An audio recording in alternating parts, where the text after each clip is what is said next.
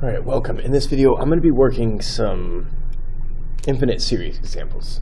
So at this point in my course, we're just starting on infinite series. We're thinking about the divergence test, the nth term test for divergence, and geometric series. That's pretty much all we know. There's a couple of telescoping series on this worksheet at the back end, and that's not really an AP calculus topic, but if you're interested, just keep watching, and I'll work all of those too. All right, so the first one is, I'll show you the problems. It says, determine whether the series definitely diverges or possibly converges. That's using the divergence test, right? We know that if the limit of the terms is not 0, the series itself for sure diverges. But if the limit of the terms is 0, that's not going to be enough to guarantee convergence, but we could say it possibly converges, okay? So I think I'm going to just jump in. I'm going to just kind of label these real quick so you know which one I'm talking about, because I'm not going to have enough room to do all of these on this piece of paper. Okay, so 1A. All right, let's get this lined up. It's the sum from 0 to infinity of 4n over 2 to the n. Okay, so we need to consider the limit of the terms as n goes to infinity. Okay, so maybe I know how this one's going to go. I'm going to say, all right, the limit as n goes to infinity of 4 times n divided by 2 to the n, well, that's going to be equal to 0 because 2 to the n is growing much faster than 4n. You could even plug in a couple of numbers, values of n, like maybe 2 and 3, I think. And I mean, that's probably not going to give you the right idea. Maybe like 4, 5, and 6, and you'll see that this is just growing so much faster than that this is going to eventually become huge. All right, so I'm going to say, as a result, since its limit is 0, it possibly could converge.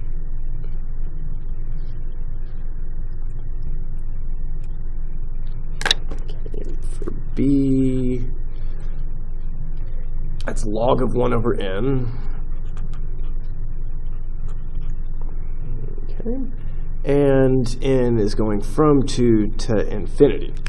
All right, and this one, the limit as n approaches infinity of log of 1 over n. Well, the bigger n gets, the closer I'm getting to taking the log of 0. And log of 0 doesn't exist. Okay, so I'm going to say that this limit fails to exist. Really, this limit is negative infinity, but either way, it's not equal to 0. Okay, if this was n over n plus 1 or something where the limit of the n side was 1, then we would have log of 1, which is 0, and then that would be possibly converges. But this one for sure diverges.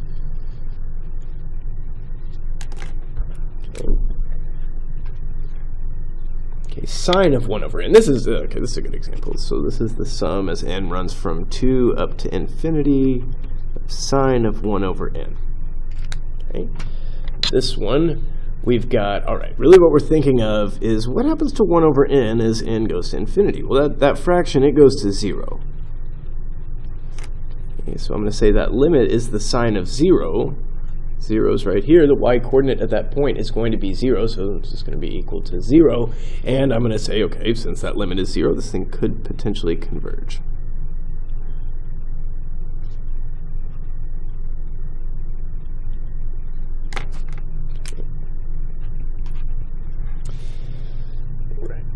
Cosine of 1 over n as n runs from 2 to infinity.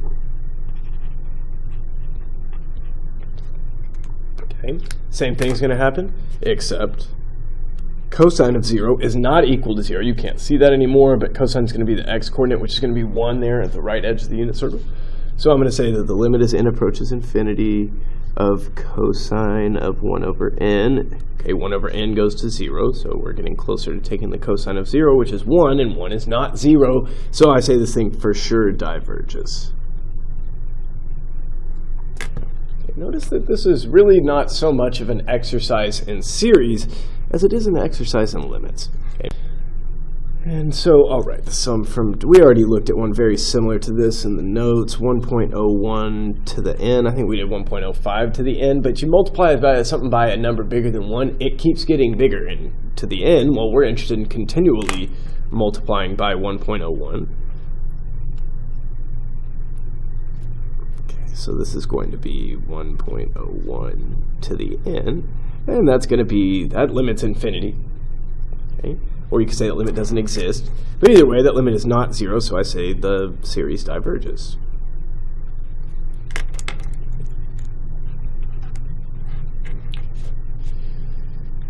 F would be 1.01 to the negative n. Now that's interesting. Okay, so this is still from 2 to infinity. 1.01 to the negative n, I might write that as 1 over 1.01 to the n. That might be, you know, an easier way to look at it. And, okay, well, if I take that limit, the denominator is going to infinity while the numerator is staying constant at 1, which means, okay, if the denominator is just getting bigger and bigger, I might just write it like that. If the denominator is getting bigger and bigger, well, that limit is going to go to 0, and since the limit of the terms is 0, we say it might converge.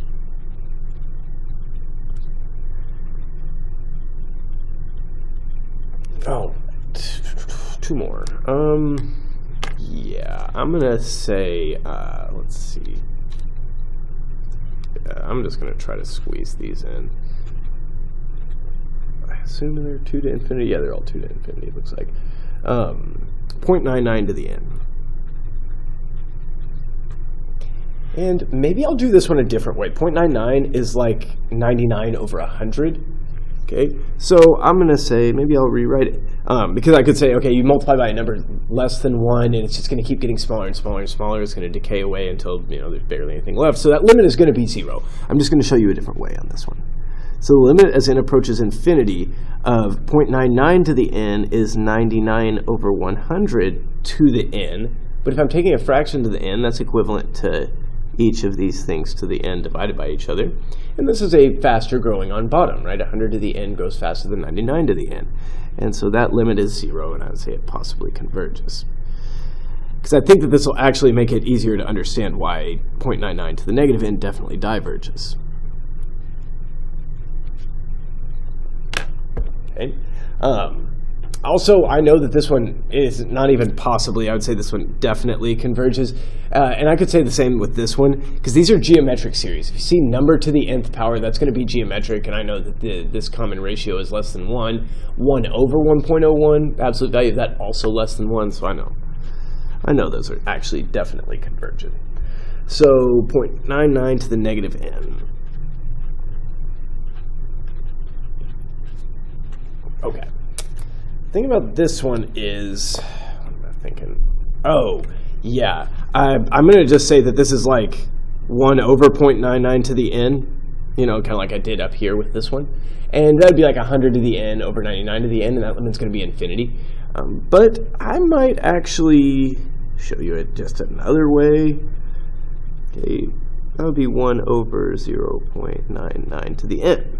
Okay, well, as n approaches infinity, this thing is getting smaller and smaller. It's going towards 0, and we're going closer to taking 1 divided by a 0, so that limit's infinity, and I know that this diverges. Also, 1 over 0.99, that's going to be a number slightly larger than 1, and so it's going to be a geometric series with ratio bigger than 1, and, well, that doesn't work. That's not going to converge. Okay. And that was the first set of problems. Next, we've got... Here, find the value of the sum or explain why it diverges. Okay, at this point in the course, the only sums that we're able to find are going to be geometric. I guess aside from telescoping, but those aren't really part of the course. Okay, so really, like on a quiz or something, if you see find the value of the sum, at this point it's got to be geometric series. Okay, so let's just get end. All right, I think no, it's still not going to be enough room. I'm going to label these the same way: A, B, C, D, E, F, G, and H. All right, so I'm just going to jump in there and do each of these.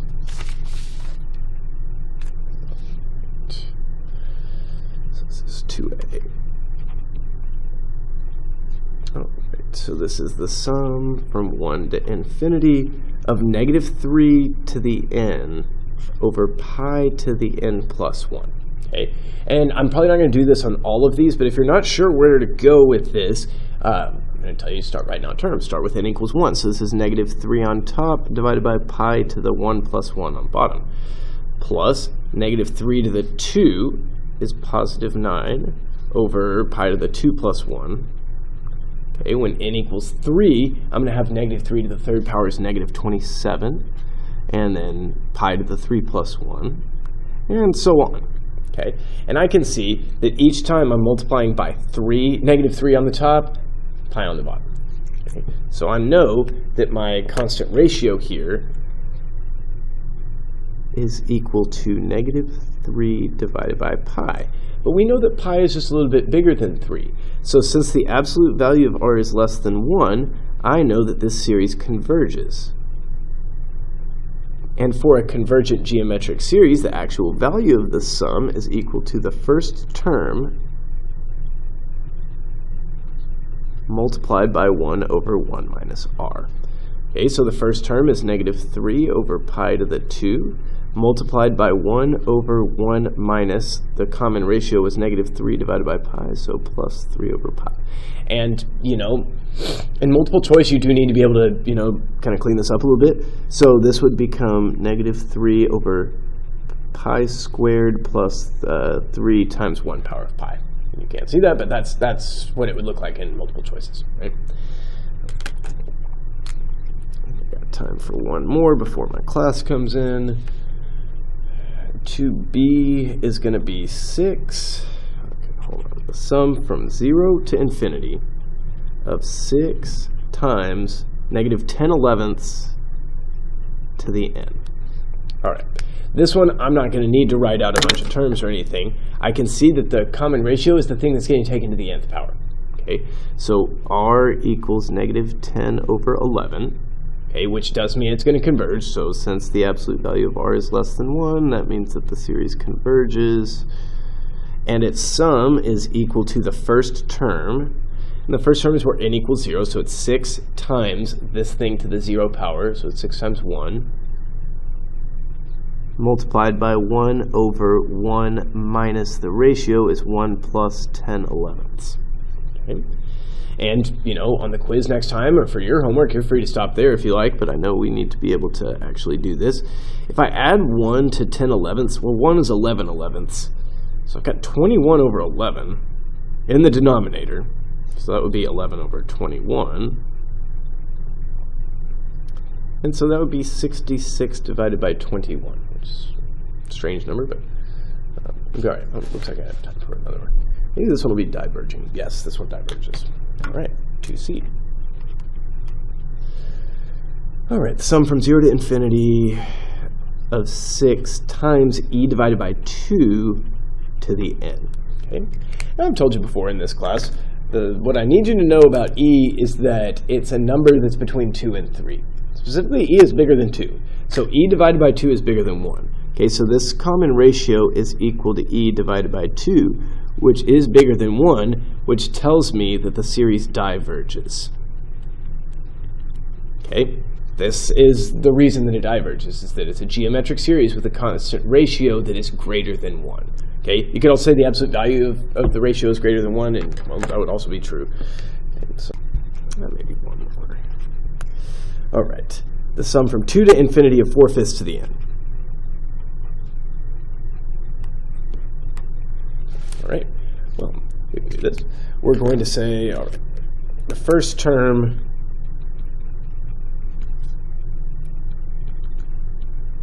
okay, the series starts where n equals 2. So it's going to be 4/5 to the 2, which is equal to 16 divided by 25. Okay, the ratio is equal to 4 divided by 5, because that's the number that's getting taken to the nth power. Okay, what else was I going to say about this? Oh, yeah, the absolute value of r is less than 1, so I know it's going to converge. Okay, you should always check that before you write down the first term. I just looked at it and I knew it was going to converge. I kind of got ahead of myself. So if I've got the first term and the common ratio, I can find the total sum. Sum is equal to the first term multiplied by 1 over 1 minus r. Okay. 1 minus 4/5 would be only 1/5 left, and if I was dividing 1 divided by 1/5, that would be like 5 over 1. So this is 16 over 25 times 5 over 1, and that sum is going to end up being 16 over 5. Okay, I'm going to pick this back up when the kids leave for lunch. All right, looks like I'm on 2e. Yes, all right, let's see, 2e. The sum of, you know what, didn't write it like that, so I'm not going to copy it like that. So 1 plus 0.95 plus 0.95 squared, and so on. Okay, this is a geometric series with constant ratio 0.95 in first term 1. And constant ratio is between -1 and 1, so I know that it's going to converge. And I can say that, all right, the sum is going to equal the first term times 1 over 1 minus 0.95 is the common ratio. So what's going to happen here, we're going to, $1 minus 95 cents is 5 cents. So that's 1 over 0.05. Of course, on the quiz or on the free response or whatever, this is a safe place to stop. But these questions are very frequently multiple choice, so I need you to be able to convert these. Okay, 1 divided by 0.05, that's 20.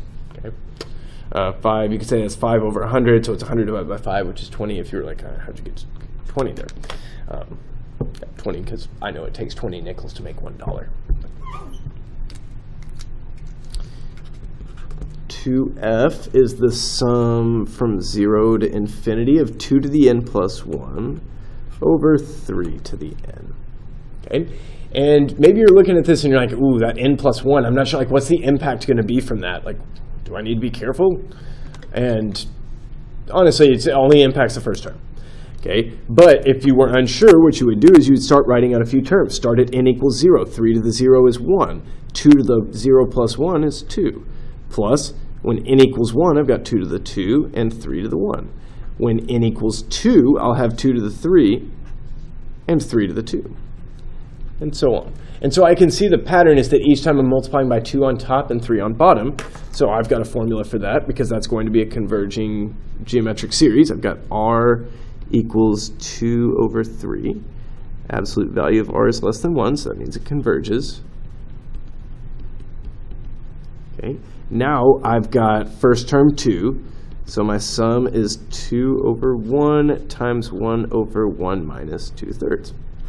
Okay. You can stop like that if you want, but I'm going to take it all the way. And I'm going to say 1 minus 2/3 is 1/3. 1 divided by 1/3 is like, well, it's 3, so it's 2 times 3, and that's going to be 6. Okay. G. Okay, this is a good one. I've seen ones like this before, and I did not show y'all this in the lesson. I kind of forgot about that this could even happen. It's been a long time since I've thought about these. Okay, 3 to the 2n divided by 5 to the n plus 1. This is one we are definitely going to want to write out some terms so I can illustrate for y'all what's going on here. All right, start where n equals 0. 3 to the 0 is 1. 5 to the first power is 5. Okay. Oh boy. Well, if I get to a point where I don't know what the powers of 5 are, I might actually just start calling them 5 to the 2, 5 to the 3, because like I know 5 to the 2 and 5 to the 3. I think I know 5 to the 4 as well, but beyond that, I don't know. Hopefully we don't need to go that far. But, okay, when n equals 1, I've got 3 to the 2 times 1 is 3 to the 2 is 9. Okay, 5 to the 1 plus 1, I'm going to just call that 5 to the 2. Okay, when n equals 2, I've got 3 to the 4th power. Now, 3 to the 4th power is 81. And n equals 2, 2 plus 1, that's 5 to the 3. Okay. So what I'm noticing here, bottom I'm multiplying by 5 by each time because the power of 5 is increasing by 1. But on top, I'm multiplying by 9. Okay. And so that means that my constant ratio for this geometric series is equal to 9 on top and 5 on bottom. And since the absolute value of r is greater than 1, that means this series diverges. And I'm not going to be able to find its sum because it's going to add up to infinity. Okay. And, okay, that one, oh, okay, here we go. I've got a good one. Ooh, is this even geometric? I don't know.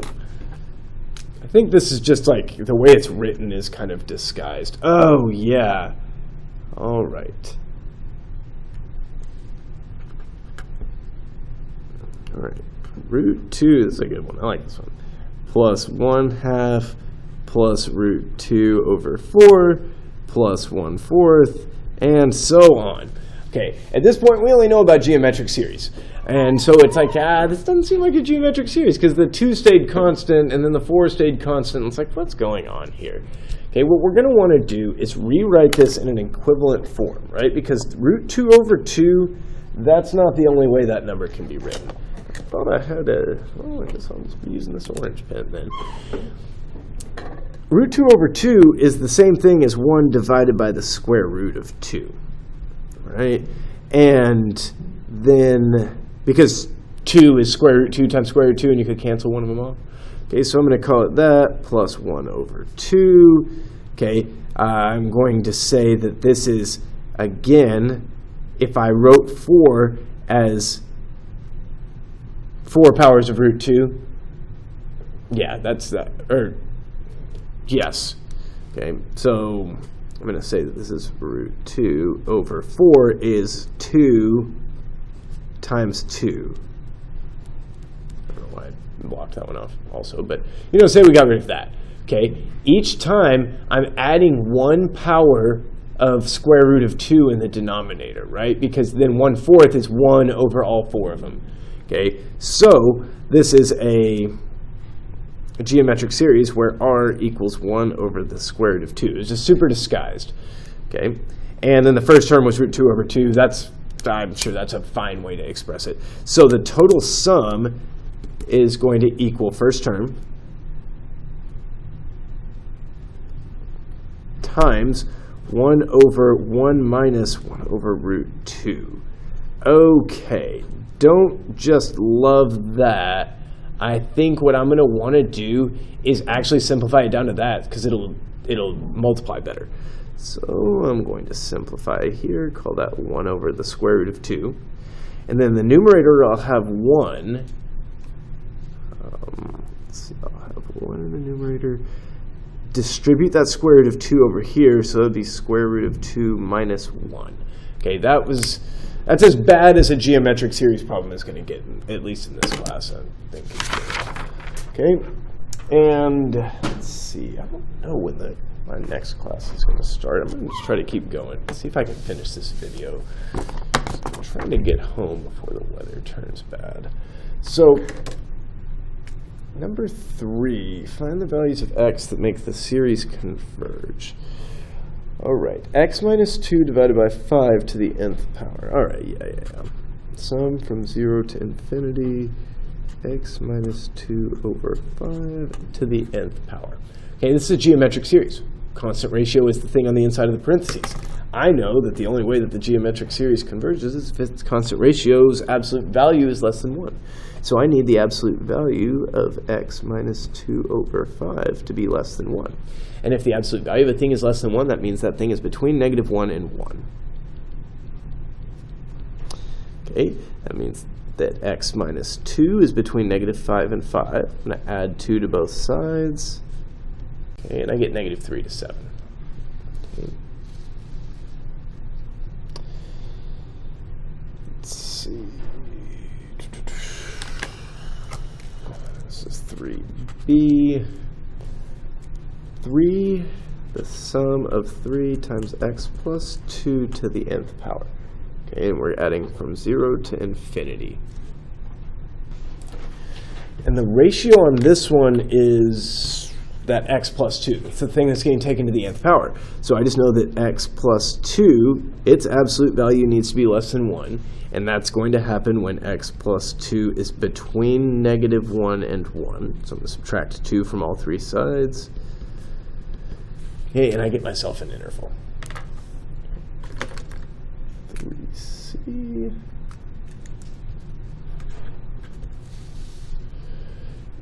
is